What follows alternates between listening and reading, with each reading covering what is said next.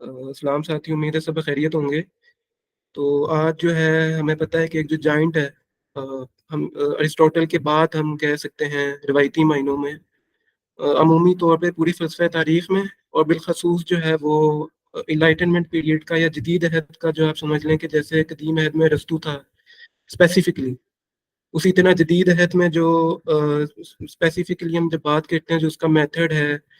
और ख़ास तौर पे एक और भी अहम बात है कि जो पोस्ट हेगेलियन फ़िलॉसफ़ी और पोस्ट अरिस्टोटेलियन फ़िलॉसफ़ी है, इन दोनों में भी बहुत मुमासिलत पाई जाती है।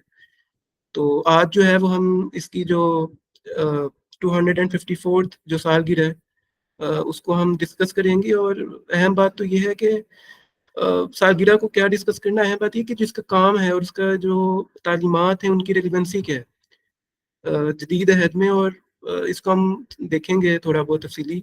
इस पे इतनी टेक्नल क्या कहते हैं पेचीदा बातों में तो हम नहीं जाएंगे। आम तौर पर बात करेंगे कि जो लोग हैगल के सिस्टम से वाकिफ नहीं हैं उनको भी हो कि हम भी हैगल को पढ़ें और वो बेजा तनकीद की तरफ ना जाएं कि जैसे होता है। दूसरी बात यह है कि और भी फिलोसफर्स की जो है आज योम वफात है। दो, नित्शे है और एक जो है ह्यूम है। और नच्छे का तुम्हें पता है कि उसी को ही पाकिस्तान में सबसे ज्यादा प्रेज किया जाता है।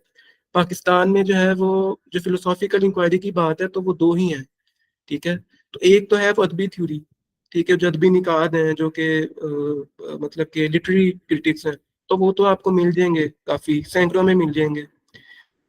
तो क्योंकि यहाँ पे सिर्फ अदब पे ही बात होती है, जैसे वो दरीस आजाद साहब का एक कॉल भी है ना कि अगर कोई माशरा जवाल पजीर होता है तो ऐन मुमकिन है कि उसमें साइंसदान फलसफी या इंजीनियर ना आए, लेकिन वो पै दर पे शायरों को जिंदा रहता है वो माशरा, क्योंकि जो तख्लीकी सलाहियतें हैं वो किसी भी माशरे से ख़त्म नहीं हो सकती, बेशक जितना भी सवाल हो। हाँ, ये सवाल ज़रूर उठता है कि वो जो अदब तख्लीक हो रहा है उसकी सेहत क्या है। तो इस पे सवाल उठाते रहना चाहिए, क्योंकि उससे अक्स होना चाहिए। लेकिन जो खाली फिलोसॉफिकल इंक्वायरी है वो पाकिस्तान में ना होने के बराबर है, बिल्कुल जो है वो ख़त्म है। तो आज हम इसीलिए हमने कहा कि इस रवायत को करें कि जो वेस्टर्न फिलोसफर्स हैं और मुस्लिम फिलोसफर्स हैं उन पर भी बातचीत करेंगे। तो खैर ये तो एक जाइंट है हेगल, तो इसकी हम अभी बायोग्राफी देखेंगे, इसकी रेलिवेंसी देखेंगे। तो इस वाले से पैनल में भी हमारे साथ साथी मौजूद हैं। तो हसनैन उमर साहब मौजूद हैं। तो हसनैन, आप इसकी ना एक जो खाका है, इसकी जो बायोग्राफी का है, मोटा मोटा वो बता दें कि इसके क्या मामलात हैं, फिर ताकि हम फिर स्पेसिफिकली किताबों पर आ सकें और बाकी बातों पे या सजील काज़मी या फाक भाई जो भी है वो इस वाले से बात करें। जी अब्दुल्ला, बहुत अच्छा आपने एक इब्तदाइया बयान कर दिया। क्योंकि सालगिरह है तो हमें उनकी बायोग्राफ़ी जो है वो सबसे पहले देखनी चाहिए। और किसी भी फ़िलासफ़र जो है वो सिर्फ़ एक मतलब किताब या इंसाइक्लोपीडिया का नाम नहीं होता, बल्कि उसने एक पूरी ज़िंदगी गुजारी होती है और उन्हीं हालात के अंदर रह के वो अपनी उसकी सोच तख्लीक होती है। तो सन 1770 में 27 अगस्त को हीगल का जन्म हुआ और मौजूदा जर्मनी में। लेकिन उस टाइम पे ये जर्मनी क्योंकि छोटी-छोटी मुख्तलिफ़ रियासतों में बँटा हुआ था और कलेक्टिवली इन्हें होली रोमन एम्पायर्स कहते थे उस दौर के अंदर। हिस्टोरिकल तनाज़ुर में देखा जाए तो ये वो दौर है जहाँ पे अमेरिका के अंदर ब्रिटिश जो एक बर्तरी थी उसके ख़िलाफ़ मूवमेंट चल रही थी, रेवोल्यूशन था। और हीगल जो सबसे ज़्यादा इन्फ्लुएंस था अपने कंट्री के अंदर, वो नेपोलियन, पहले तो फ्रेंच रेवोल्यूशन और लेटर ऑन नेपोलियन की जो फतूहात थी उस ज़माने में फ़्रांस के अंदर। और फिर इवन के जो यूनिवर्सिटी ऑफ जेना में जब हीगल था तब नेपोलियन जो है वो वहाँ भी आया था और उससे काफ़ी ज़्यादा इन्फ्लुएंस भी हुआ था हीगल। बल्कि ऑल दो इकोनॉमिकली नेपोलियंस की जो इन्वेजन्स थी उसने बहुत ज़्यादा एक नेगेटिव इम्पैक्ट जर्मनी के अंदर पैदा किया था। ऑल दो वो भी डिस्कस करता है हीगल। अच्छा, अगर इनकी मतलब कि कुछ एक क्रोनोलॉजिकल बायोग्राफ़ी देखी जाए तो इब्तदाई ज़माने में कोई बहुत ज़्यादा हीगल की अचीवमेंट नहीं रही थी।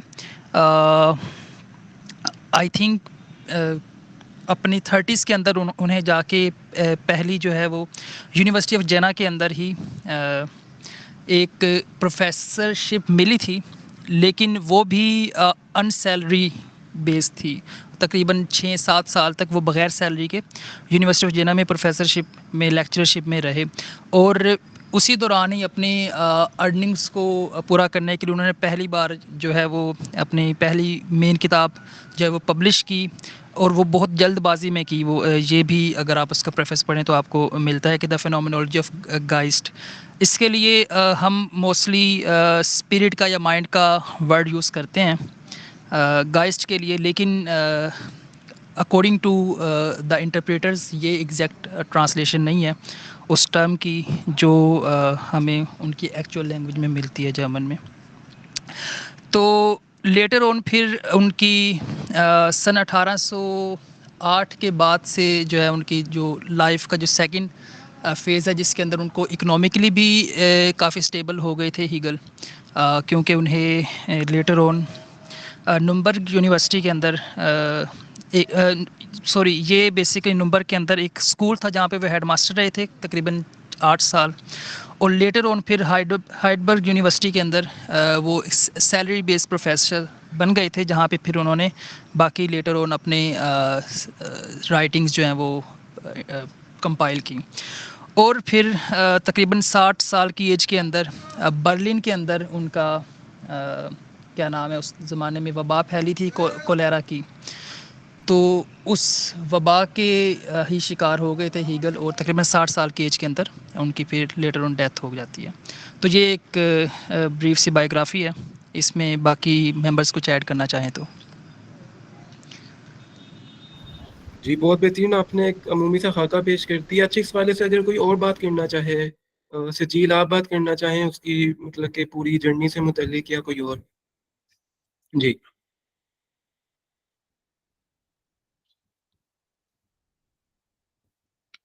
अच्छा जी, चलें ठीक है। अच्छा, ये इस वाले से ना हसनैन भाई ने अमूमी खाका खींच दिया है, लेकिन अहम बात यह है कि तकरीबन मुझे शायद जगहों के नाम उस तरीके से याद ना हो या यूनिवर्सिटी के, लेकिन जो उसका एक अमूमी खाका है वो तो है जहन में। क्योंकि जब भी फ़लसफ़े को पढ़ना चाहिए या पढ़ा जाए, तो उसकी जो एक समझ लें कि जो फ़िक्री इर्तिका है, वो दूसरी बात है कि जो एक फ़िलासफ़र का फ़िक्री इर्तिका है वो मैंने ना कोई किताब पढ़ी है कि मैंने बहुत इस पे रिसर्च की कि उसका फ़िक्री इर्तिका कैसे होता है, या देख जैसे यहाँ पे हम बात करते हैं कि जो एक अदब पारा लिखने वाला होता है, फॉर एग्ज़ाम्पल अगर हम इलामा इकबाल की बात करें या मीर की बात करें, तो उनका तो आपको बेशुमार मज़ामीन मिल जाएँगे, और हत्ता कि जो अदबी निकात है उसके लिए लाज़मी होता है कि वो पहले मेरे ख़्याल से इसके ऊपर एक थ्योरी भी है जिसे हम कहते हैं हिस्टोरिसिज़्म या न्यू हिस्टोरिसिज़्म, के जो एक या जिसे कहते हैं नई तनकीद या आसमानी तनकीद, के लिखने वाला आदमी होता है, उसकी बायोग्राफी के साथ-साथ आप तनकीद करते हैं कि दरअसल वो उनके रिफ्लेक्शन है ना उसका अदब। लेकिन फिलोसोफर्स के हवाले से ये मुझे कोई नहीं दिखा, ना किसी ने इस पे पता नहीं रिसर्च की है, या शायद बेहतर नहीं है रिसर्च करना। लेकिन यह है कि हेगल बिल्कुल 1770 में पैदा हुआ था, और 1792 में तकरीबन उसने वो थियोलॉजी में डिग्री थी इसकी, और थियोलॉजी में डिग्री थी, और मैं खासी ये 24-25 साल का था कि जब इसने फिर ट्यूटरिंग शुरू कर दी। और इसके जो रूममेट्स थे वो दो अजीम फलसफी थे रूममेट्स इसके, जिनमें एक था शेलिंग, जी, एक और पोएट थे एक, उनमें, और हाँ शेलिंग जो थे वो फिलोसोफर थे, जो बिल्कुल, लेटर ऑन भी इनके साथ रहे थे, बल्कि यूनिवर्सिटी ऑफ हम्म, जेना में बुलाया ही उन्होंने था बिल्कुल, इन्हें। हाँ। वो देखिए इसलिए बुलाया था क्योंकि शेलंग जो बजाते खुद है ना वो इससे यंगर था, हेगल से, लेकिन वो जल्दी कामयाब हो गया और उसे चेयर ऑफ फिलोसफी मिल गई थी वियना यूनिवर्सिटी में, और उसका काफी बोलबाला था अपने जमाने में, और हत्ता कि शेलंग यंगर था हेगल से। तो शेलिंग ने फिर बाद में जो है हेगेलियन लॉजिक पे भी तनकीद की थी, उसके तसव्वुर बिकमिंग पे। तो और उसके अलावा जो दूसरा था वो होल्डरिंग था, जो कि फिर बहुत बड़ा पॉइंट बन गया। तो अच्छा, ये एक अलमिया कह है हेगल की लाइफ का कि इसे इतनी जल्दी ना कामयाबी नहीं मिली। 30 ईयर्स की एज तक ना, यानी करीबन कोई 7-8 साल ये ट्यूटरिंग ही करता रहा, और ट्यूटरिंग भी वो कि जिसे हम कहते हैं कि प्राइवेट ट्यूटर जो होते हैं, किसी स्कूल में भी नहीं। होम ट्यूटरिंग, बिल्कुल हाँ बिल्कुल। होम बिल्कुल। तो क्या कहते हैं फिर 1800 में या 1801 में जो है वो, क्योंकि अगल का ये जो है वो बाप फौत हो चुका था, उसे तड़का भी अपना मिल चुका था, तो इसने फिर अपने जो उसका दोस्त है शेलिंग उसे कहा कि मुझे बस दो चीजें चाहिए, एक तो शराब चाहिए जी भर के, और दूसरी चीज चाहिए किताबें। तो फिर शेलिंग ने कहा कि चलो तुम मेरे पास आ जाओ, या ना, तो मैं तो खुद अभी चेयर ऑफ फिलोसफी पे हूँ, मैं क्या कहते हैं डीन था क्या पता वो वहाँ का, या जो मास्टर होता है चेयर ऑफ फिलोसफी के। तो कहता है कि तुम यहाँ पे आ जाओ तो मैं तुम्हें इस वाले से क्या पता प्रोफेसर भी बना दूं।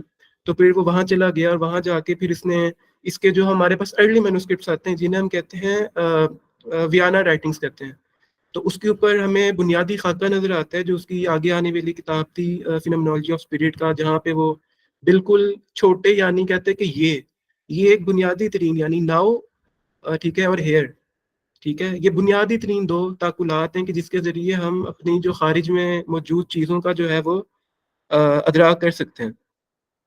ये बिल्कुल कांट के वाले से भी मैं करता हूँ, बस ये मैं इसका जो है ना बुनियादी बात कर लूँ। तो यहाँ से वो शुरू करता है जिसे वो कहते हैं सेंस सर्टेनिटी, और अप टू वो जाता है एब्सोल्यूट नोइंग की तरफ कि आप जो है वो यूनिवर्सल इन पार्टिकुलर, ठीक है, यूनिवर्सल इन पार्टिकुलर। जैसे ना अभी मेरी फेसबुक पे एक वो हमारे हैं दोस्त, उनसे मेरी लड़ाई हो गई थी, तो मैंने उन्हें कहा कि आप दरअसल यूनिवर्सल इन पार्टिकुलर है, ठीक है, यानी आप कह सकते हैं ऑल दिस, ठीक है। इसका मतलब क्या है कि पूरी जो पाकिस्तान की कुल्ली जो जहनी हालत है वो आपके अंदर जो है वो उसकी रिफ्लेक्शन हो रही है। तो इसका मतलब होता है यूनिवर्सल इन पार्टिकुलर। जैसे एक सेब है, ठीक है, सेब जो है वो एक पार्टिकुलर सेब है, उसके अंदर हमें बीज कहाँ से आया वो हमें नहीं पता, हमारे पास प्रोडक्ट है उस बीज का, लेकिन उस सेब के अंदर बजाते खुद वो यूनिवर्सल बीज मौजूद है। तो इसे हम कहते हैं यूनिवर्सल इन पार्टिकुलर, कि जहाँ पर जो एक यूनिवर्सल कॉन्सेप्ट है और एक पार्टिकुलर चीज है वो दोनों आपस में मिल जाते हैं। और हेगल के नजदीक जो फ्रीडम है वो, अच्छा ये अहम बात है, कहते हैं कि जो फ्रीडम है वो टोटली यूनिवर्सल नहीं हो सकता। अगर वो टोटली यूनिवर्सल होगा तो वो इंसानियत के लिए खतरनाक है, क्योंकि यूनिवर्सलिटी तो कोई चीज नहीं रखती। यूनिवर्सलिटी तो होगी कि या तो क्रिश्चियन, या तो मुस्लिम, या एथियस्ट, या कम्युनिस्ट, या कैपिटलिस्ट, ठीक है, या हेडोनिस्ट, इस तरह की चीजें होंगी। वो कहता है कि आपने ऑल सम नहीं करना, ऑल दिस करना है, कि जिसके अंदर डिफरेंस हो, जिस कुल के अंदर डिफरेंस हो, जिस कुल के अंदर कंक्रीटनेस हो, कि एक वहां पे एक क्रिश्चियन भी रह सके, एक मुसलमान भी रह सके, एक कैपिटलिस्ट भी रह सके, ठीक है। और ये काम है वहां के इदारों का, ठीक है, कि वहाँ के जो इदारे हैं वो इसको, कि एक जो बच्चा है वो डिग्री के बाद निकले जब, तो उसके पास हर किस्म की चीज़ें मुयसर हों कि रियासत उसको फिर करे। खैर रियासत क्या है वो फिर आगे आगे मार्क्स ने बताया कि क्या है, ठीक है। तो खैर ये उसका पूरा खाता भी बयाना, हमें वहाँ से बयाना के जो है वो मैन्युस्क्रिप्ट मिलते हैं। और उसके बाद फिर उसने अपना जो है वो डॉक्टरेट का थीसिस लिखा। और वो फिर क्या कहते हैं, शैलक ने कहा कि भाई तुम इधर उधर फिर रहे हो, तुम यूं करो कि एड्स दो, ठीक है, एड्स दो अपने। क्योंकि उस वक्त हैगल को भी महसूस हो रहा था कि मेरे से छोटा जो शेलंग है मेरे से उम्र में, वो तो इतना आगे चला गया है, ठीक है, इंसान को होता है। होल्ड्रिंक भी उस वक्त तक जो है वो ऑफिशियल पॉइंट बन चुका था, ठीक है। तो उसने फिर लिखना शुरू कर दिया कि फलसफे का उस्ताद, जो कि अभी डॉक्टरेट का थीसिस कर रहा है, और उसकी बहुत जल्द किताब आने लगी है फिलोसफी और थियोलॉजी के ऊपर, मेटाफिजिक्स एंड सॉरी थियोलॉजी के ऊपर। मजे की बात यह है कि ये भी एक अलमिया है कि वो किताब भी कभी नहीं आई, और हैगल का जो थीसिस था वो भी डॉक्टरेट का थीसिस नहीं था, बल्कि वो मास्टर का थीसिस था, यानी वो पीएचडी नहीं है, बल्कि हैगल मास्टर्स तक ही उसने अपनी पढ़ाई कंप्लीट की थी। खैर उसके बाद फिर उसने 1806 के अंदर जो है वो अपनी किताब मुकम्मल की। और इस वाले से वो अपने दोस्त को एक खत में भी लिखता है कि जब मैं अपने जो मैन्युस्क्रिप्ट्स थे उसको संभाल रहा था, तो चंद एक मैन्युस्क्रिप्ट्स जो है फिनोमेनोलॉजी के वो तो मेरी जो है वो फाइल के अंदर आ गए थे, लेकिन जो है वो चंद एक जो है वो नहीं आ सके फाइल के अंदर। मेरी आवाज ठीक आ रही है? कोई मुझे बता दे। हाँ जी, बड़ी अच्छी आ रही है आवाज़, बोलें आप। चलो ठीक है। तो वो बेहतरीन। कुछ जी, जो है वो फाइल मैन्युस्क्रिप्ट्स के जो है वो मेरे फाइल के अंदर आ गए। तो कहता है कि कुछ को मैं संभाल ही रहा था कि नेपोलियन के जो सिपाही थे वो मेरे घर के अंदर घुस गए, और उन्होंने कहा कि मुझे हमें पानी दो। तो कहता है कि मैंने पानी वगैरह पिलाया, वाइन उन्हें पेश की। तो कहता है कि बाकियों को फिर मैंने जो कागज थे इधर उधर फिनोमेनोलॉजी को, वो मैंने जेब के अंदर घुसाए और मैं निकला। तो फिर उसके 1800 उसने फिर वहीं से ही जो है वो आखिरी पोस्ट ऑफिस बचा था कि जहां से उसने फिर वो पोस्ट की थे अपना जो मुसवदा था पब्लिशर की तरफ। अब ये भी एक अलमी, तीसरा अलमी है कि अगर वो फिनोमेनोलॉजी का एक बिल्कुल खस्ता हालत में जो कागज होंगे, ठीक है, वो अगर गुम हो जाता तो हमारे पास इतनी अजीम किताब ना आ पाती, क्या पता हैगल भी फिर ना होता, ठीक है। तो ये फिनोमेनोलॉजी का छपने का उसका सारा मामला था। और अच्छा फिनोमेनोलॉजी जब छपी तो वो इतनी अजीब गरीब किताब थी कि पहले जो फिलोसॉफिकल इंक्वायरी होती थी ना वो किसी एक खास चीज के ऊपर होती थी, कि अगर आपने आर्ट पे बात करनी है ना तो आप आर्ट पे बात करेंगे, रिलीजन पे बात करनी है रिलीजन पे बात करेंगे। तो जो हैगल की फिनोमेनोलॉजी थी उस पे आपको ए टू दी सब कुछ मिलता है, बुनियादी तरीन, जैसे मैंने कहा, नाउ और हेयर से लेके आपको फिर आखिर पे जाके नजर आते हैं self consciousness, religion, art, philosophy. तो इस तरह की चीजें आपको नजर आती हैं। तो ये उसने जो है वो अपना फिनोमेनोलॉजी ऑफ स्पिरिट जो है उसका मामला जो है वो मुकम्मल किया। अच्छा, उसके बाद फिर जो है इसे फिर उसी के दौरान इसके फिर जो है वो एक ये फ्लैट में रहता था। तो उसके इसके बाद भी इसने फिर अपनी ट्वीटिंग जारी रखी थी, और तब इसके जो है वो एक औरत के साथ भी मामलात पेश आए थे। तो उसके बाद फिर जो है इसने इसको फिर यह है कि अखबार का एडिटर भी रहा। अखबार के एडिटर के बाद जो है इसने फिर आसान बात के बता रहा हूँ कि 1800 फिर इसने साइंस ऑफ लॉजिक अपनी लिखी 1802 टू वॉल्यूम्स में। 1812 में एक जो है वो वॉल्यूम छपा, और एक 1816 में, जो कि उसका मेगा काम है, कि जो फिनोमेनोलॉजी ऑफ स्पिरिट से भी बहुत बड़ा है। अच्छा, वो क्यों बड़ा है उस पर भी हम बात करेंगे, बाकियों की भी अगर थोड़ी बहुत राय लेंगे, लेकिन जो मेरी जाती तौर पर राय है वो भी मैं दूंगा। तो फिर 2 जिल्दों में ये छप जाता है। फिर उसके बाद जो है नेक्स्ट जो है वो मेरे ख्याल से 1824 के अंदर वो इंसाइक्लोपीडिया ऑफ फिलोसॉफिकल साइंसेस जो है उसको शाया करता है, जो कि उसके स्टूडेंट्स के लिए था। तो जो पहले उसने लॉजिक लिखी थी वो ग्रेटर लॉजिक है, जो कि 800 पेजेस पे है, और 800 पेजेस वो भी के बिल्कुल ही जो है वो मुबहम है, कि जिन्हें समझ ना आए क्या क्या कहना चाह रहे हैं। तो उसने काम ये किया कि अपने स्टूडेंट्स के लिए इंसाइक्लोपीडिया फिलोसॉफिकल साइंस लिखी, कि जहाँ पर उसका पूरा सिस्टम था। तो उसके सिस्टम में जो है वो लॉजिक भी थी, तो उसमें लॉजिक भी फिर से लिखनी पड़ी, जो कि 250 सफ़ों पर है। तो ज़्यादातर लोग वही पढ़ते हैं, क्योंकि ग्रेटर लॉजिक जो है वो 800 सफ़े पढ़ना, तो वो जो है वो बहुत मुश्किल काम है। तो वो उसने फिर जो है वो लिखी। उसके अंदर 3 हिस्से थे, लॉजिक थी, नेचर थी और स्पिरिट थी। ये 3 उसके हिस्से हैं, ठीक है। बाकी स्पिरिट के अंदर ही फिर उसका पॉलिटिकल फिलोसफी भी आ जाती, जो कि उसने फिर आखिर पे जाके 1828 के 30 के अंदर अपनी किताब शाया की थी, फिलोसफी ऑफ राइट। तो वो स्पिरिट का ही हिस्सा है, कि जहाँ पर वो कहता है कि आर्ट तस्लीयत बनाते हैं आर्ट की, रिलीजियन की, एंड देन फिलोसफी की।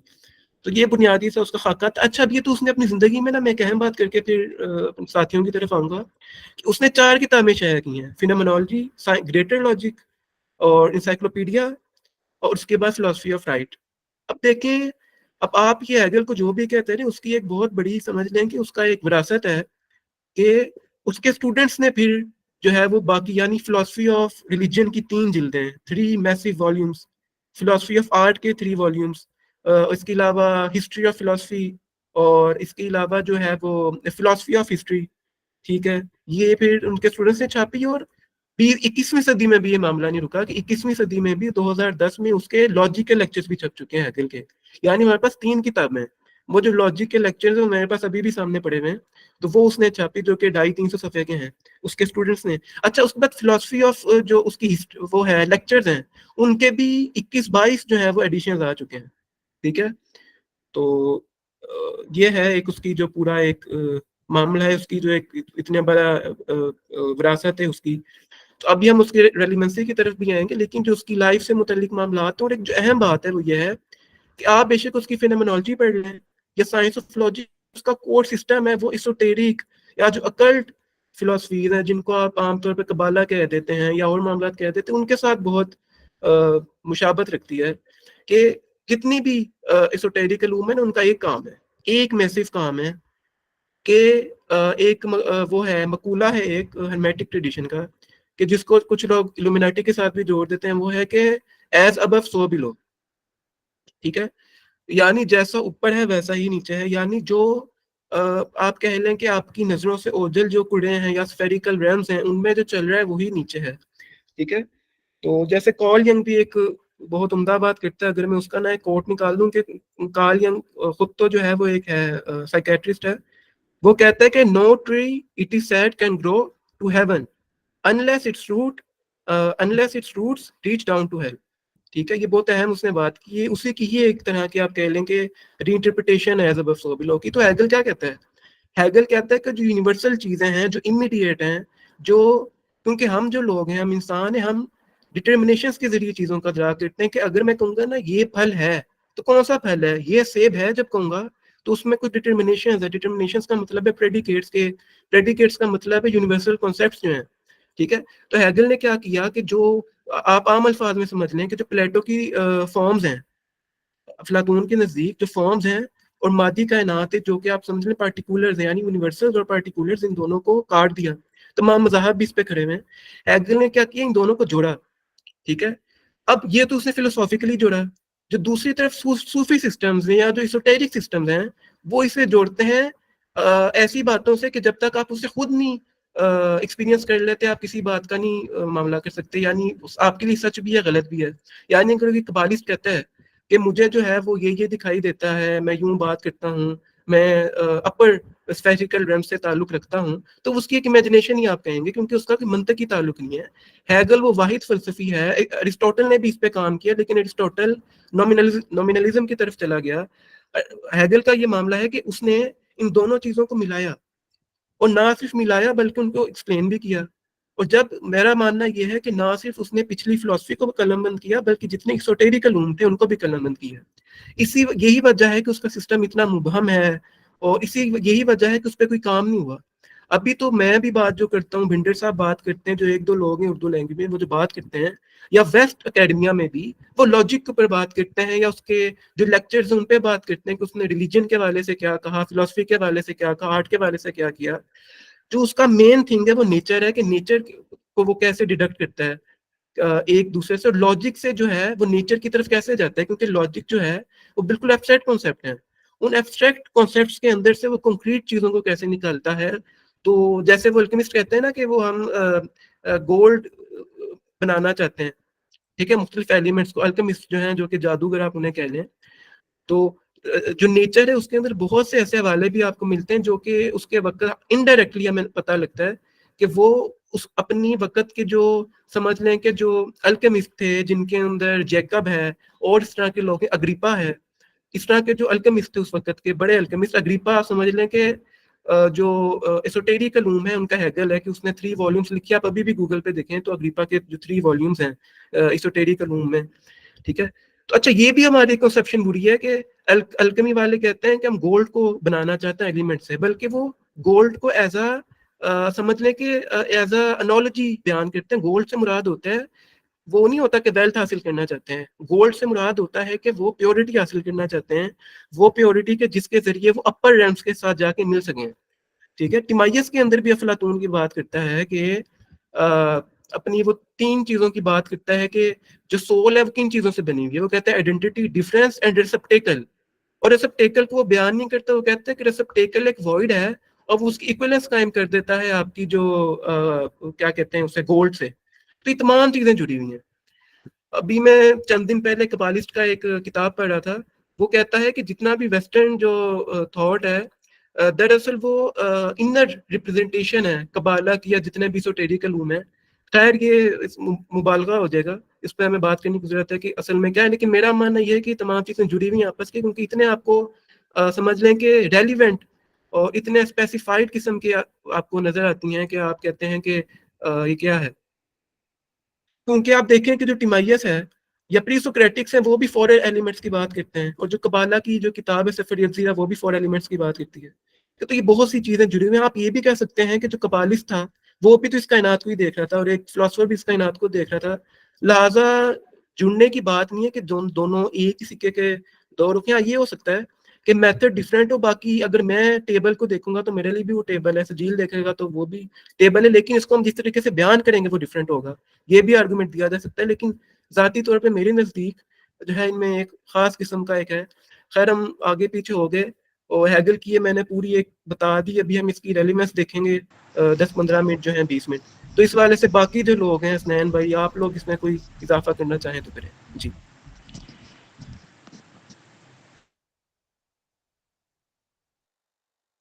अब्दुल्ला, आपने बहुत अच्छा एक्सटेंसिवली हीगल के डिफरेंट स्टडीज़ के हवाले से बताया। उसमें एक चीज़ जो मुज़म्मिल भाई ने भी जो है वो मेंशन की है कि कांट का जो इन्फ्लुएंस था हीगल के ऊपर, क्योंकि ये अगर कांट के आप लाइफ स्पैन देखें तो 1724 से लेके ऑनवर्ड हीगल की लाइफ तक जो है वो हयात रहे थे, अर्ली लाइफ तक। तो और थे भी उसी जर्मनी के। तो कांट का क्या एग्जैक्ट इन्फ्लुएंस हुआ हीगल पे, और किस तरह से हीगल ने उनके जो ड्यूलिज्म को और बाकी प्रॉब्लम्स को टैकल किया, उस हवाले से आप क्या कहेंगे? जी, इस बारे से अगर कोई और बात करना चाहे तो कर सकता है, किसी ने कोई कंट्रीब्यूशन करनी है तो करेगा कोई? करने अच्छा तो थोड़े साथ जी साथ सजील, बात जी सजील आप बात करें जी। जिस तरह हम कहते हैं कि जब कांट ने वो किया था, अपना सिस्टम खड़ा किया था, उसने जो कैटेगरीज थी, जो रीजन की कैटेगरीज थी, मोस्टली जजमेंट की, रीजन की वगैरह, उसको उसने माइंड के अंदर रखा हुआ था। यानी कि वो एक सब्जेक्टिविस्ट टाइप का नजरिया था, यानी कि रियलिटी पे हम अपनी सब्जेक्टिव कैटेगरीज मुताबिक करते हैं और फिर हम उसको परसीव करते हैं। लेकिन जो हेगल थे, उन्होंने आके, और तो उसकी वजह से ये हो गया कि रियलिटी के दो असल बन गए, एक नॉमिना और एक फिनोमेना के। मतलब कि एक वो है कि जो बिल्कुल हकीकी हकीकी है, और एक वो है कि जिसको हमने अपनी कैटेगरीज के जरिए देखा है, उस हकीकत को, तो जो वो हमें नजर आया है, वो एक वो हकीकत है। और कांट दोनों को तकरीबन एक जितनी यानी कि खैर बिल्कुल हकीकत तो वो नॉमिना को ही मानते हैं, लेकिन फिनोमेना को भी अक्सर समझा जाता है कि जिस तरह जो चीज सही से नहीं पढ़ते कांट को, वो क्या समझते हैं कि शायद जो है नॉमिना के बारे में वो कांट समझते थे कि शायद ये कोई बिल्कुल बेकार चीज है, और ये मतलब कि एक सिर्फ बिल्कुल सब्जेक्टिव चीज है। ऐसा नहीं है, क्योंकि वो ये यहाँ तक कहते हैं कि जितने साइंटिफिक लॉज हैं, यहाँ तक कि न्यूटन वगैरह के बारे में, जिनसे वो खुद भी बहुत मुतासिर थे, उनके बारे में वो कहते हैं कि ये सब फिनोमेना पे काम कर रहे थे, जबकि नॉमिना जो है वो अननोन रहता है चीजों का। तो हेगल ने मेरे ख्याल में आके ये जो डिस्टिंक्शन थी नॉमिना और फिनोमेना की, इसको आके खत्म कर दिया। और मतलब कि उन्होंने कहा कि रीजन ही रीजन को परसीव कर रहा है, और रीजन जो है वो यानी कि खुद से कॉन्शियस हो रहा है। तो ये मेरे ख्याल में एक बड़ा उनका हिस्सा था कि जो उन्होंने कांट की ड्यूअलिज्म को खत्म किया और कांट की कैटेगरीज को सब्जेक्टिव से ऑब्जेक्टिविटी की तरफ ले गए, और मतलब के जिसे कहते हैं दिमाग से बाहर निकाल के कायनात को लॉजिक करार दे दिया। इस तरह जो है ये एक मेरे ख्याल में कांट की फिलॉसफी को जो उन्होंने आगे बढ़ाया, उसमें एक ये बड़ा किरदार था। तो मेरी तो यही राय है, अगर कोई और इसमें कुछ कहना चाहे तो।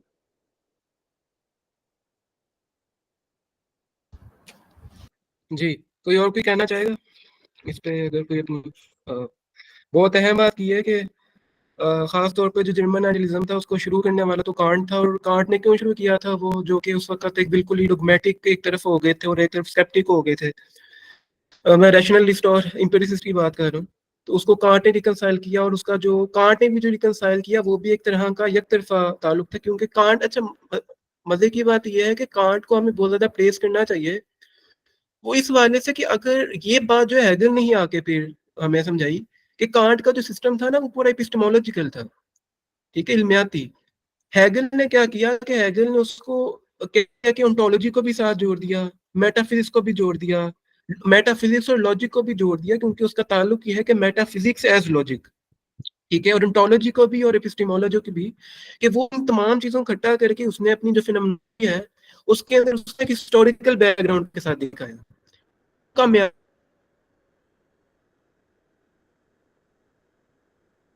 हुआ कि जो है वो कह रहे हैं निजाम में जिसको आप कहते हैं पैंथीइज्म, लेकिन पैंथीइज्म है, अब जैसे जैसे प्लेटो का डुअलिज्म और है, डुअलिस्ट है यहाँ पे, जो कट्टर मार्क्सिस्ट है खास तौर पे, ठीक है, वो ये बात नहीं समझ पाते कि कार्ट का डुअलिज्म क्या है और प्लेटो का क्या है या डिकार्ट का क्या है।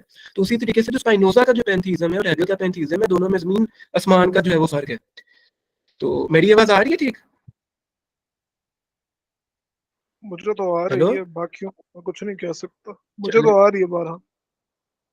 चलें ठीक है। तो ये मामला हाँ जी हुआ, हाँ तो जी, जैसे आ रही है सजील ने आवाज। बात की, थैंक यू। तो वो जैसे वो सजील ने बात की थी कि वो कांट जो है वो सब्जेक्टिवली उनको देख रहा था और बाकी बातों को देख रहा था। तो ठीक है, अच्छा इसके बाद अच्छा एक अहम बात है कि हम इससे रेलिवेंस भी, अभी कांट से ही उसकी रेलिवेंस निकलती है हेगल की, और जदीद है तक जो है वो 21st सेंचुरी तक। तो अगर आप में से कोई उसकी रेलिवेंस की बात करे कांट से तो हमने उसका ताल्लुक जोड़ दिया, और भी बहुत सी पेचीदा चीजें हैं जो कि हमने, मेरे ख्याल से हसनैन भाई उस वक्त थे, हमने एक सेशन किया था हैगल पे, पहला सेशन था, तो उसमें हमने देखा था कि कांट के साथ उसकी क्या रेलिवेंस है, और इंपीरियलिस्ट, और पहले हमने देखा था कि इंपीरियलिस्ट और रैशनलिस्ट की क्या ताल्लुक है कांट के साथ, और फिर कांट का हेगल के साथ क्या ताल्लुक है। तो अभी हम उस पेचीदगी में नहीं जाएंगे, बस इतना काफी है। अभी हम बस आखिरी 10-15 मिनट के अंदर, ताकि हम फिर इसको खत्म करें, कि जो रेलिवेंसी है वो क्या है। तो सजील, आप अपनी कोई तनकीद है आपकी, या जो जदीद फलसफा है, जो कॉन्टिनेंटल फिलासफी है, एनालिटिकल फिलासफी है, या और भी कोई आपके जहन में है, या हसनैन भाई आपके, या जो बाकी दोस्त हैं, अकरमा, कमर और अफाक भाई, तो आप लोग इस वाले से क्या सोचते हैं? तो मैं बोलूं पहले? जी जी। हाँ, जो है देखिए, जो है ना, मैं आजादी तौर पे किसी भी फिलोसोफर के खिलाफ नहीं हूँ, ठीक है। यहाँ एक बहुत परसेप्शन है, यहाँ तक कि मैं मार्क्स के भी खिलाफ नहीं हूँ, लेकिन इख्तलाफ जो है वो तब होता है कि जब आप कहो कि इस पे तनकीद मुमकिन नहीं है। ऐसा नहीं होता किसी के साथ भी, यहाँ तक कि जितने भी फिलोसफर हैं पूरी रिवायत में कोई सी ना किसी में कोई गलती नजर आती। बाकी जहाँ तक रेलेवेंस का ताल्लुक है, बिल्कुल हेगल जो है उन्होंने मार्क्स को मुतासिर किया, मार्क्स ने जीन पॉल सार्त्रा को मुतासिर किया, और वो एग्जिस्टेंशियलिज्म का डायरेक्ट नतीजा है पोस्ट मॉडर्निज्म में। तो आज की अगर फिलोसफी देखें तो इसका पीछे जाके ताल्लुक हेगल से जरूर जुड़ता है। ये हम कह ही नहीं सकते कि हम ये कहें कि हेगल का ताल्लुक नहीं है आज के जदीद जदीद एकेडमिया से। और फिर इसके अलावा आप एक और देखें, पोस्ट स्ट्रक्चरलिज्म, डिकंस्ट्रक्शन दरीदा की, तो वो सब भी हेगल से मुतासर थे। तो हेगल का इन्फ्लुएंस जरूर है, लेकिन ये कहना कि उसके ऊपर तनकीद मुमकिन नहीं है ये वगैरह, मेरा इख्तलाफ इस बात से होता है। मेरा हेगल से जाती तौर पे इख्तलाफ नहीं है, हेगल ने बहुत कमाल की चीजें दी हैं, और एक मतलब कि अपने आप में देखा जाए तो हेगल ने डॉगमेटिज्म को चैलेंज किया, जो कि अरस्तू का 2000 साल से एक तरह से चीजों को देखता हुआ नजर आ रहा, यानी कि सिस्टम चला आ रहा था, उसको हेगल ने चैलेंज किया। लेकिन कुछ चीजें हैं जो हेगल की देखने की जरूरत है, कि जिस तरह मिसाल के तौर पर हेगल का सोसाइटी पे क्या असर था। अगर हम हेगल का अपनी जात का तज्जिया करें तो Hegel was a conservative man, ठीक है, और उन्होंने फैशिस्ट फिलोसफी को भी मुतासिर किया। अब कुछ लोग कहते हैं कि नित्शे फैशिस्ट फिलोसफर है, मेरे ख्याल में फैशिस्ट को अगर इखलाकी सपोर्ट किसी ने दी तो वो मुमकिन तौर पर नित्शे होंगे। लेकिन क्या आप इस बात को डिनाई कर सकते हैं कि जूलियस अवेला किससे मुतासिर था, जिवानी जेंटाइल किससे मुतासिर था? ये सब हेगलियन थे, ये सब पोस्ट हेगलियन थे, ठीक है। एक्चुअल आइडियलिज्म, मैजिकल आइडियलिज्म, ये दोनों नजरियात जो हैं ये फैशिस्ट फिलोसफी की बुनियाद है। ये किससे मुतासिर आते हैं? हेगल से मुतासिर आते हैं, जाहिर है। तो इसकी फिलोसफी ने टोटलिटेरियन नजरियात को भी तकवीत दी है। बिल्कुल ऐसे ही है, बल्कि वो आप कोट करना भूल गए शायद, जब हीगल स्टेट को एज अ गॉड कहते हैं। जी, वो कहता है कि ये एब्सोल्यूट आइडिया की सबसे मोरल रिफ्लेक्शन है इस दुनिया में। तो वो कहता है कि स्टेट के पास तो बहुत बड़ी इख्तियार है, वो इंडिविजुअल को बिल्कुल साइड पे लगा देता है। उसका नतीजा कई लोग ये भी निकालते हैं, मैं ये नहीं कह रहा हेगल जिम्मेदार है, लेकिन कई लोग ये भी निकालते हैं कि उसका नतीजा है होलोकॉस्ट जैसी नजरियात के, जिसमें कहा गया कि स्टेट को अगर लगता है कि दुरुस्त है तो सब दुरुस्त है। ऐसी बातें की ये आइकमैन ने तो हर कांड पे इल्जाम लगाया। कई जो न्यूरमबर्ग ट्रायल के लोग थे उन्होंने बोला कि हम तो स्टेट को मानते हैं क्योंकि स्टेट हाईएस्ट मोरल अथॉरिटी है, ठीक है। तो इस तरह की बातें नेगेटिव जो तनकीद है। दूसरी चीज जो एक मेटाफिजिकल तनकीद मैं पॉइंट आउट करना चाहूंगा, जो यानी कि शोपेनहावर भी करते रहे, फिर बाद में कार्ल पॉपर ने भी की। वो ये कहते थे कि हेगल रियलिटी की बात करता है, लेकिन रियलिटी में तो कॉन्ट्रोडिक्शन एग्जिस्ट नहीं करती। वो कहते हैं जिसको हेगल कॉन्ट्रोडिक्शन कहता है वो दरअसल पोटेंशियल है। वो कहते हैं वो पोटेंशियल और कॉन्ट्रोडिक्शन का नाम देता है, और फिर कहता है कि रियलिटी में कॉन्ट्रोडिक्शन एग्जिस्ट करती है, हालांकि रियलिटी में कॉन्ट्रोडिक्शन एग्जिस्ट नहीं करती। ये एक चीज है। दूसरी चीज ये, जो एक बड़ी गहरी तनकीद आर्टिकल फिलोसफर्स इस पे करते हैं, एक बहुत वैलिड पॉइंट उठाते हैं, वो ये कहते हैं इसकी इंटरप्रिटेशंस बहुत ज्यादा हैं। वो कहते हैं एक पे हम तनकीद करते हैं, दूसरी यानी कि दूसरे की इंटरप्रिटेशन कुछ और तरह की होती है। तो ये सारी चीजें देखने की हैं। एक और अहम चीज ये है कि ये बात दुरुस्त भी है कि इंटरप्रिटेशन में बहुत इख्तलाफ है। मिसाल के तौर पर लेफ्ट हेगलियन, राइट हेगलियन, एक राइट हेगलियंस की ही डेवलपमेंट थे फैशिस्ट, और लेफ्ट हेगलियंस की डेवलपमेंट मार्क्सिस्ट थे। दोनों नजरियात एक दूसरे से बिल्कुल नफरत करते हैं। तो ये नजर आता है कि हेगल की फिलोसफी में कितना इख्तलाफ है, कि जो है दो नजरियात जो उसी के से जाके मिलते हैं, वो आपस में एक दूसरे की शक्ल नहीं देखना चाहते, एक दूसरे जंगे कर चुके हैं हिस्ट्री में। तो ये सारी चीजें हैं कि हेगल की फिलॉसफी एब्सक्योर है बहुत ज्यादा। तो इसके ये सारी चीजें बंदे नजर रखनी है। ये तनाकीद गलत नहीं है, इनको कोई दुश्मनी नहीं थी, इन्होंने हेगल ने इनका कुछ बिगाड़ा नहीं था। कार्ल पॉपर अपने उसके किताब के प्रीफेस में लिखते हैं कि मैं जिनका नाम यहाँ पे बुरे अल्फाज में लेने लगा हूँ ये बहुत बड़े लोग हैं, मैं इनका कद छोटा करना मकसद नहीं है, लेकिन अगर आज इन पे बात ना की गई तो ये जो है मुस्तकबिल के बुत बन जाएंगे। तो ये सारी चीजें कंसिडर करने की हैं।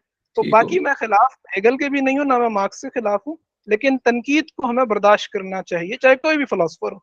हेगल मार्क्स नहीं, हर फिलोसफर। हाँ, इस पे मैं जवाब देना चाहूंगा, कोई और अगर बात नहीं है कोई तो वो कर लो साथ।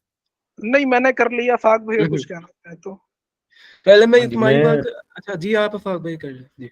हाँ जी, मैं इस हवाले से बात करना चाहूँगा। ये जो कंटिन्यूटी की बात हुई ना हेगल और कांट की, तो इसमें ट्रांसेंडेंटल आइडियलिज्म और एब्सोल्यूट आइडियलिज्म, इस पे थोड़ी सी अगर बात कर दें, इनके कैटेगोरिकल जो डिफरेंस किया जाता है उस हवाले से इसको बीच में ऐड कर दें और अपनी बात आप जारी रखें, क्योंकि इस पे नहीं बात हुई।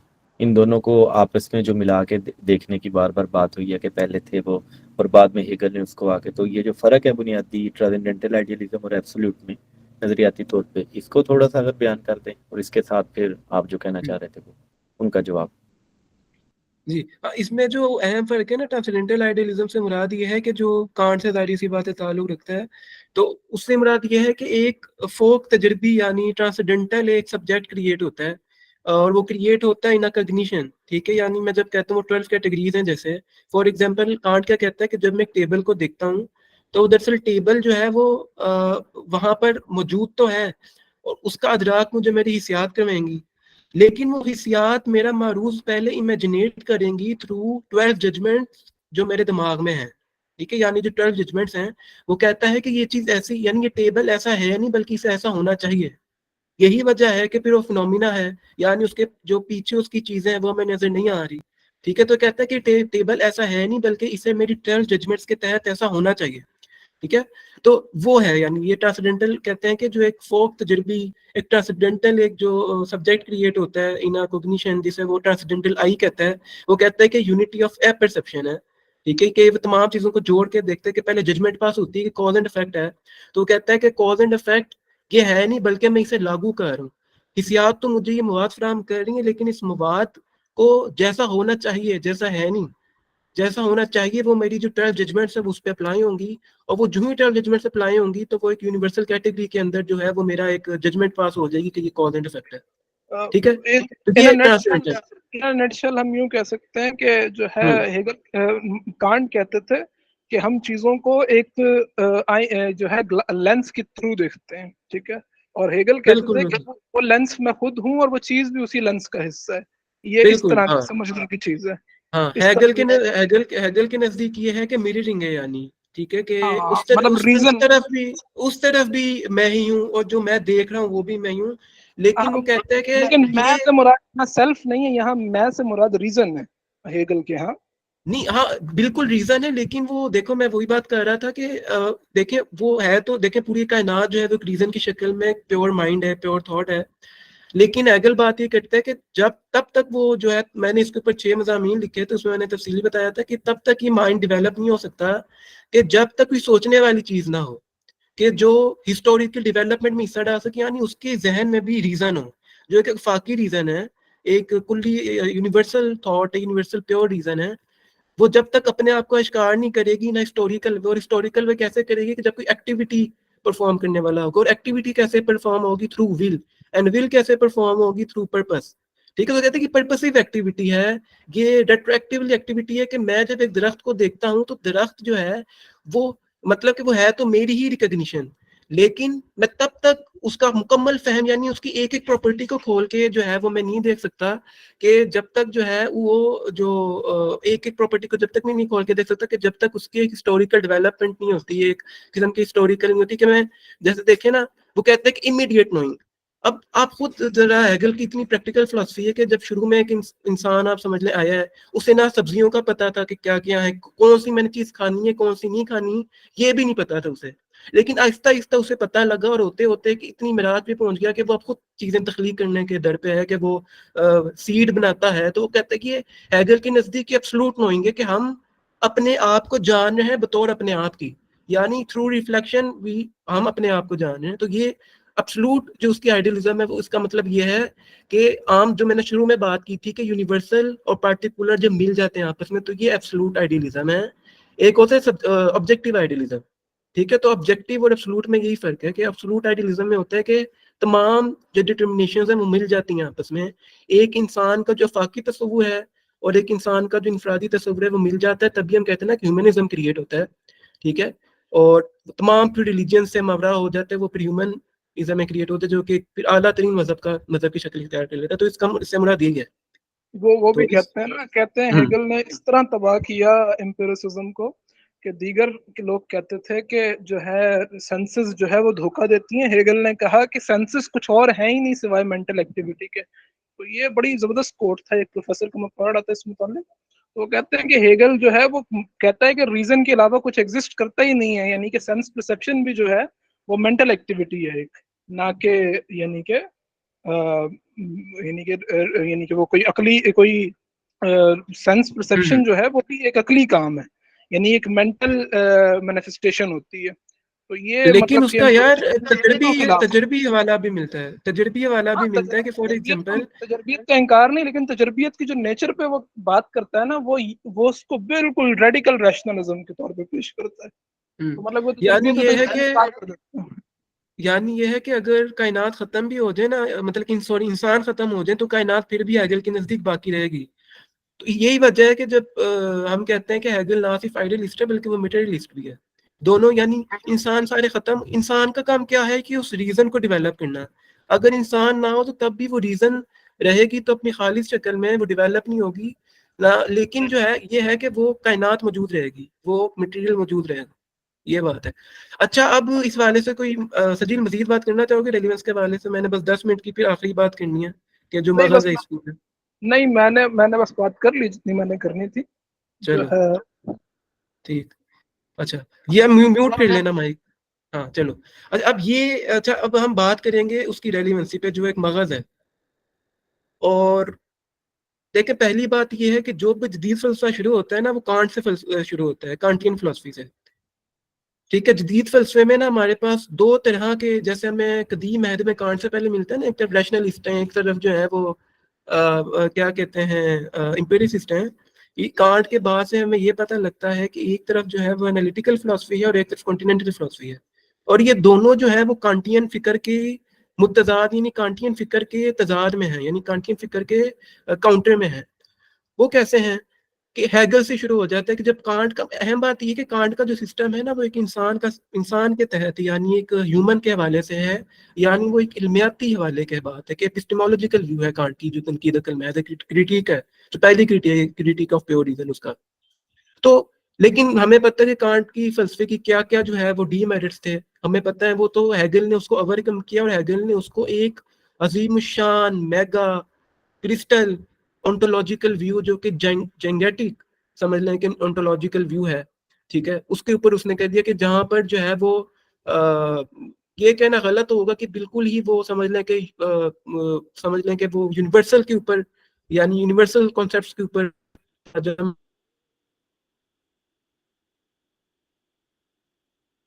मरकुज करता है, बल्कि वो ये भी बात मानी है कि ये यूनिवर्सल कॉन्सेप्ट जो है खुद डिफरेंट है। थ्रू कॉन्ट्रडिक्शन क्या है, जब चीजों को आप तोड़ के देखते हैं, और तोड़ के जब देखते हैं तो एक चीज में आपको फाइनिट्यूड नजर आता है, उसमें आपको फाइनाइट चीज नजर आती है, तो वो सबलेट होता है, ठीक है। तो यानी उसने जैगेंटिक किस्म का एक ओंटोलॉजिकल व्यू दिया कि एब्सोल्यूट आइडियलिज्म है, इतने बड़े बड़े वर्ड्स के स्पिरिट है, स्पिरिट अनफोल्ड होती है, और वो भी इंसान जो है कोई बड़ी शय है, और इंसान के थ्रू ही वो हिस्ट्री में डेवलप होती है। तो ये बहुत बड़ा क्लेम था, ठीक है। यहाँ से स्टार्ट होती है आपकी कॉन्टिनेंटल फिलोसफी। कॉन्टिनेंटल फिलोसफी का जो बुनियादी मकसद है जदीद अहद में, वो ये है कि कॉन्टिनेंटल फिलोसफी हेगल से शुरू होती है, और जो आखिरी हमारे पास स्कूल ऑफ थॉट है वो पोस्ट मॉडर्निज्म है, ठीक है।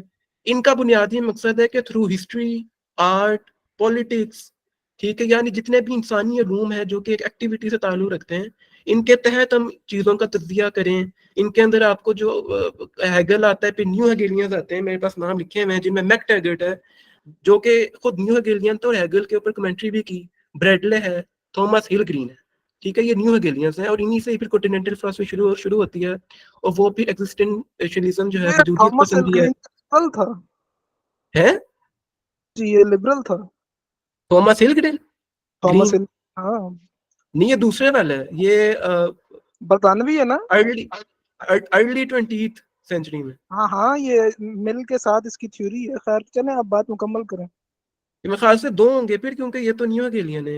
ये इसको फिर मैं देखूंगा।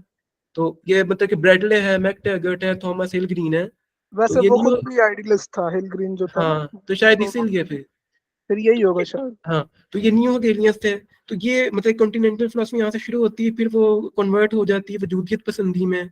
ठीक है, इसके ऊपर मैं डिटेल में नहीं जाऊंगा कि हाइडेगर ने फिर जो है, अच्छा इससे पहले फिर मैं, ये तो कॉन्टिनेंटल फिलोसफी शुरू होगी ना, इसके बाद फिर आते हैं हम एनालिटिकल फिलोसफी। एनालिटिकल फिलोसफी शुरू होती है लॉजिकल पॉजिटिविज्म के साथ, सेट थ्योरी के साथ, जो मैथमेटिक्स है, कि आप जो है वो मेटाफिजिक्स का रद्द कर दें और through mathematics, philosophy of mathematics और लैंग्वेज के जरिए आप जो उसके अंदर साख्तियात हैं, स्ट्रक्चर्स हैं, उनको डेवलप करें। और ये कहते हैं कि हमारा कोई ताल्लुक नहीं है मेटाफिजिक्स है कोई आला हकीकत है। यानी ये जो है, ये भी कांट के ही रिएक्शन में पैदा हुई कि आपने जो ट्रांसेंडेंटल ईगो बना दिया है कि जो चीज़ों का दरा करता है वो गलत है, बल्कि आप लैंग्वेज के ऊपर तवज्जो मरकूज करें। इनमें जो है वो एंडनेस आ जाता है, कार्नेप आ जाता है। कार्नेप वो है कि जो जिसने जो सुपरमिसी ऑफ जो लॉजिकल क्लेम है इन लैंग्वेज वो बयान किया, जो कि गुडेल से मुतासिर था।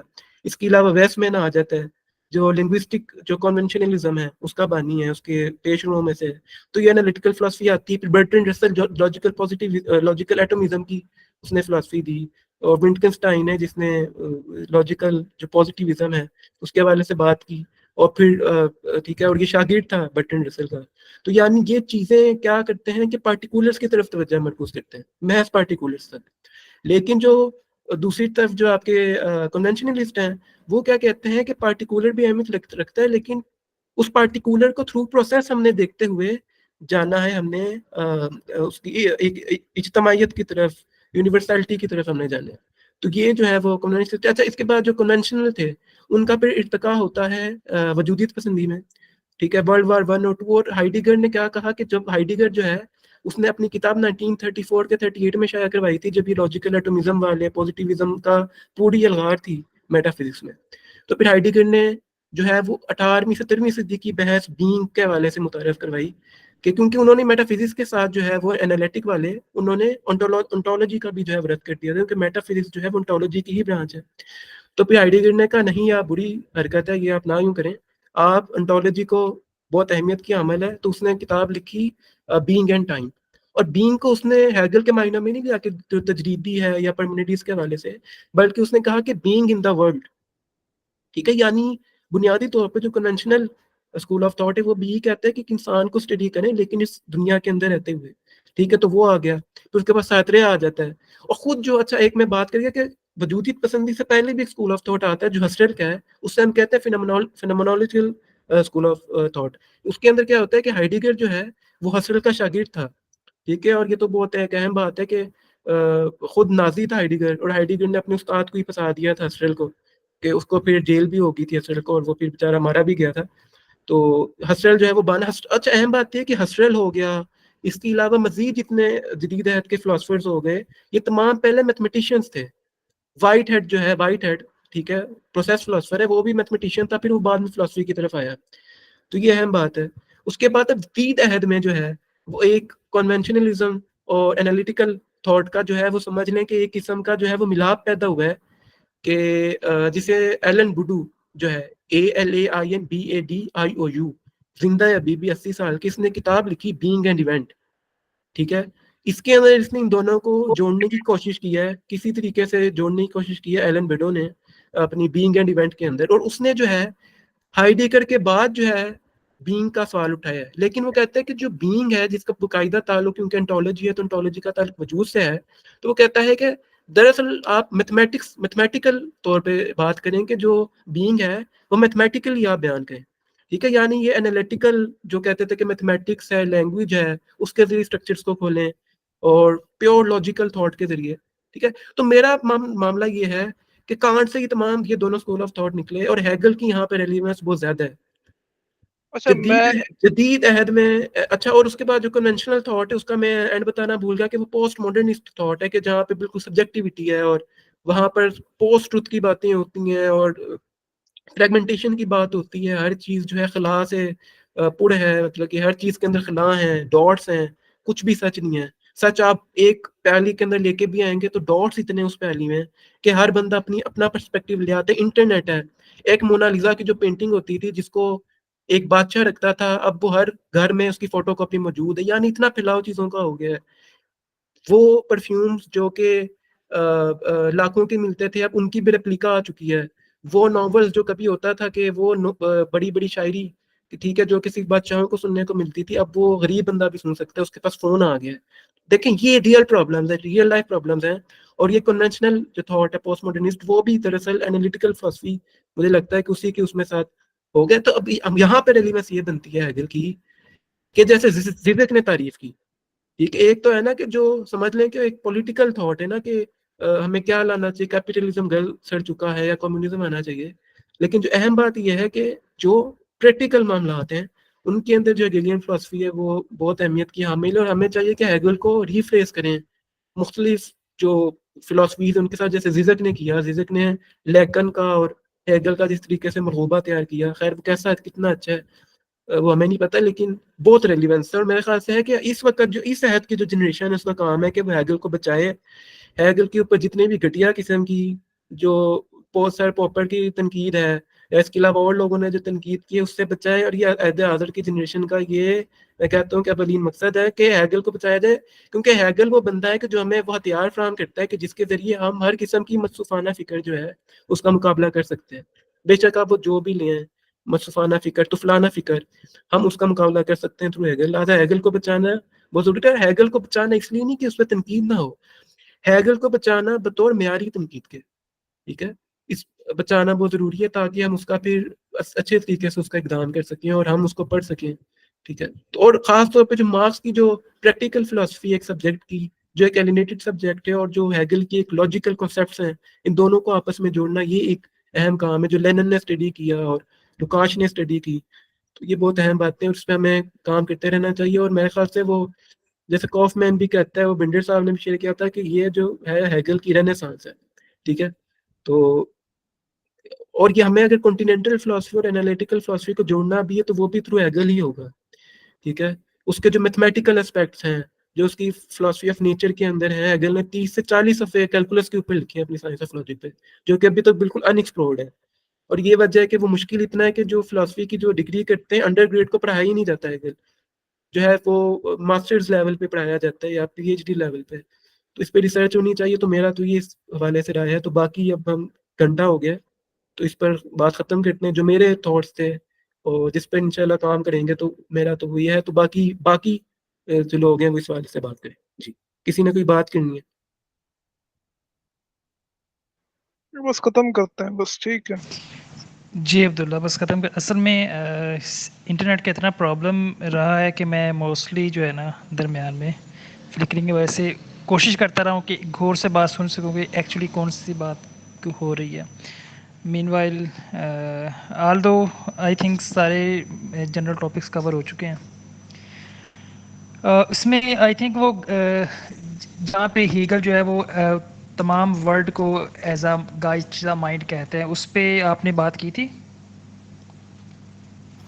जी, उस पर बात हुई है थोड़ी बीच में। ठीक है, ठीक है। चलें फिर खत्म करते हैं। किसी का कोई सवाल हो तो वो करे। अ, चलें जी, ठीक है फिर सबको ठीक है, थैंक यू वेरी मच अल्लाह अब्दुल्ला हाफिज। For that much extensive description. Thank you. Okay, अल्लाह हाफिज। ओके, अल्लाह हाफिज़।